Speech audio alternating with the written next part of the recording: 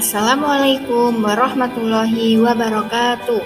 Selamat pagi anak-anak kelas 4. Bertemu lagi dengan Ustazah Nia pada KPM online hari ini, hari Rabu tanggal 11 November 2020. Nah, pada hari ini kita akan belajar apa? Kita akan belajar mapel tematik, yaitu tema 5, pahlawanku, dan subtema 1, perjuangan para pahlawan. Pada kesempatan kali ini, kita akan belajar muatan apa saja.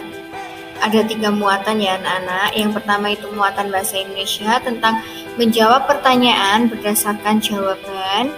Yang kedua menyampaikan jawaban dan menceritakan kembali isi teks. Yang kedua yaitu ada muatan PPKN. Kita akan belajar hubungan simbol dengan makna sila keempat Pancasila. Yang kedua, sikap yang sesuai dengan makna sila keempat Pancasila. Dan yang ketiga, sikap kepahlawanan. Selanjutnya ada muatan SBDP. Kita nanti akan belajar tentang nada dan menyanyikan lagu Maju Tak Gentar sesuai nada dan tempo. Yang pertama kita pada muatan bahasa Indonesia tentang menjawab pertanyaan berdasarkan jawaban. Untuk menjawab pertanyaan dengan tepat, kita perlu memahami isi bacaan dengan cara menemukan semua informasi penting yang ada di dalamnya. Jadi kita membacanya harus memahami, kita harus paham dengan isinya.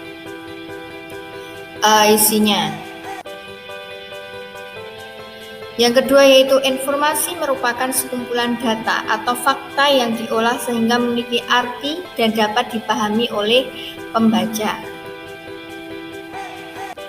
Semua informasi penting dapat kita peroleh jika kita telah menemukan kata kunci. Apa itu kata kunci? Kata kunci adalah kata atau istilah yang merupakan inti dari bacaan. Suatu pertanyaan biasanya mengandung kata tanya seperti berikut. Yang pertama ada kata tanya apa. Untuk apa itu? Untuk menanyakan benda atau peristiwa. Yang kedua ada siapa, itu untuk menanyakan tokoh di dalam cerita.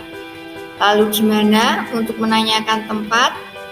Kapan, untuk menanyakan waktu. Mengapa, untuk menanyakan alasan atau sebab. Dan yang terakhir yaitu bagaimana, itu untuk menanyakan cara, proses, atau tahapan. Selanjutnya, biasanya jawaban dari pertanyaan bisa tersurat atau tersirat di dalam teks. Nah, apa itu tersurat dan tersirat? Jawaban tersurat itu berarti jawaban tertulis jelas pada kalimat-kalimat dalam teks. Sedangkan jawaban tersirat berarti jawaban harus disimpulkan dulu berdasarkan informasi dalam teks. Selanjutnya masih di muatan bahasa Indonesia, itu tentang menyampaikan jawaban dan menceritakan kembali isi teks. Menyampaikan jawaban dan menceritakan kembali isi teks caranya adalah dengan merangkai kembali jawaban-jawaban yang kita tulis menggunakan bahasa yang baik dan berurutan. Jika kita menceritakan kembali dalam bentuk lisan, kita sebaiknya menceritakan dengan lafal dan intonasi yang jelas. Tidak boleh kita seperti membaca atau tidak ada intonasinya dan tidak jelas, nah itu tidak boleh. Selanjutnya kita ke muatan PPKN, yaitu tentang hubungan simbol dengan makna sila keempat Pancasila. Sila keempat Pancasila berbunyi kerakyatan yang dipimpin oleh hikmat kebijaksanaan dalam permusyawaratan perwakilan. Lambangnya yaitu adalah kepala banteng. Banteng merupakan hewan sosial yang suka berkumpul, sehingga sila ini mengibaratkan masyarakat Indonesia yang senang berkumpul untuk bermusyawarah dalam mendiskusikan sesuatu. Sila keempat menjelaskan keutamaan musyawarah dalam setiap mengambil keputusan. Nah, kata kunci untuk sila keempat itu apa anak-anak? Yaitu musyawarah. Keputusan tersebut juga harus dihargai dan dilaksanakan dengan tanggung jawab. Contoh sikap sehari-hari yang mencerminkan pengalaman sila keempat Pancasila adalah sebagai berikut. Yang pertama yaitu mengutamakan musyawarah mufakat dalam menyelesaikan masalah. Yang kedua, tidak memaksakan kehendak kepada orang lain. Yang ketiga, menghormati dan menghargai pendapat teman atau anggota keluarga lain. Yang keempat, menghargai setiap hasil keputusan musyawarah dan melaksanakannya dengan baik. Selanjutnya, masih dalam muatan PPKN, yaitu tentang sikap yang sesuai dengan makna sila keempat Pancasila. Sikap yang sesuai dengan sila keempat Pancasila, pertama yaitu melaksanakan hak memilih dan dipilih untuk menjadi ketua kelas. Lalu sikap yang belum sesuai dengan sila keempat Pancasila itu tidak mau menggunakan hak memilih dan dipilih saat pemilihan ketua kelas. Yang sesuai, tidak memaksa kehendak kepada teman atau anggota keluarga. Yang belum sesuai, saat jadi pemimpin suka memutuskan sesuatu dengan keinginan sendiri. Sikap yang sesuai, menaati peraturan di rumah, di sekolah, maupun di masyarakat.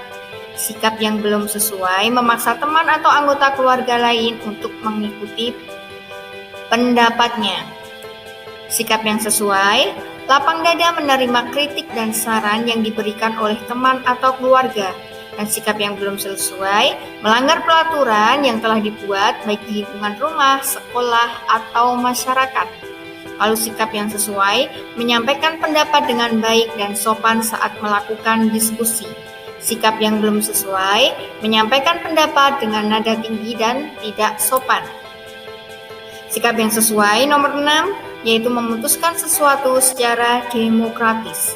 Sikap yang belum sesuai, tidak mau menerima kritik dan saran dari teman ataupun anggota keluarganya. Nah, ini jadi yang pantas untuk ditiru, yaitu sikap yang sesuai. Dan sikap yang belum sesuai ini, alangkah baiknya kalau ditinggalkan.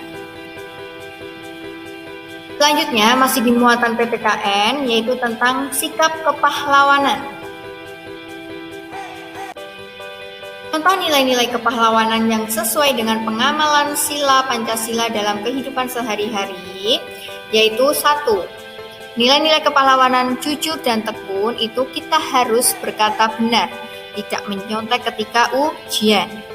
Nomor 2, cinta tanah air, belajar dengan rajin agar berguna bagi bangsa dan negara. Yang ketiga, pantang menyerah dan disiplin. Pengamalannya yaitu tidak mudah menyerah dan putus asa dalam menghadapi masalah. Selain itu, kita juga harus disiplin dalam menaati peraturan dan tata tertib. Nomor 4, nilai kepahlawanannya rela berkorban dan pengamalannya menolong orang dengan tulus dan ikhlas serta tidak mengharapkan imbalan apapun. Nomor 5, nilai kepahlawanannya kerja keras. Pengamalannya yaitu mengerjakan tugas dengan sepenuh hati dan semangat tinggi. Selanjutnya yaitu muatan SBDP, itu tentang nada. Kita dulu pernah ya mempelajari tentang nada, kita ini hanya mengulang saja. Jadi nada diartikan apa, anak-anak? Nada diartikan sebagai bunyi yang teratur. Nada memiliki tingkatan bunyi rendah maupun tinggi. Nada dapat ditulis dalam notasi balok.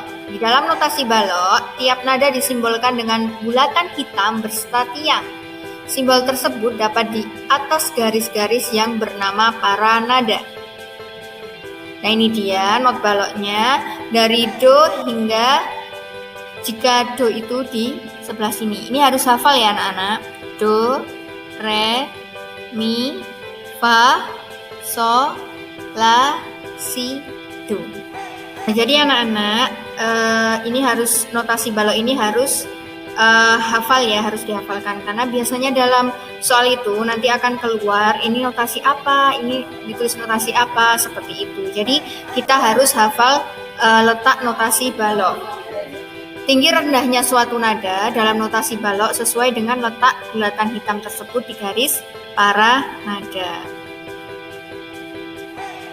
Lalu selanjutnya, semakin tinggi letak bulatan hitam, maka semakin tinggi pula suatu nada dan sebaliknya. Selanjutnya, masih di muatan SBDP, yaitu tentang menyanyikan lagu Maju Tak Gentar sesuai nada dan tempo. Cepat atau lambatnya suatu nada itu disebut tempo. Tempo akan mempengaruhi ketukan masing-masing nada. Tempo lambat disebut largo, tempo sedang disebut moderato, dan tempo cepat disebut dengan allegro. Terdapat pula tempo marcia yang menandakan lagu tersebut dinyanyikan mengentak seperti orang berbaris. Lagu Maju Tak Gentar dinyanyikan dengan tempo marcia. Kita perlu menyanyikan dengan lantang, tegas, dan memperhatikan tinggi rendahnya nada. Nah, itu tadi penjelasan dari Ustazah Nia ya. Nanti anak-anak bisa dicoba itu untuk lagu Maju Tak Gentar untuk dinyanyikan di rumah dengan tempo marcia. Nah, cukup sekian penjelasan dari Ustazah Nia tentang mapel tematik hari ini. Semoga penjelasan Ustazah Nia dapat membantu anak-anak untuk memahami materi pada hari ini. Sekian dari Ustazah Nia. Wassalamualaikum warahmatullahi wabarakatuh.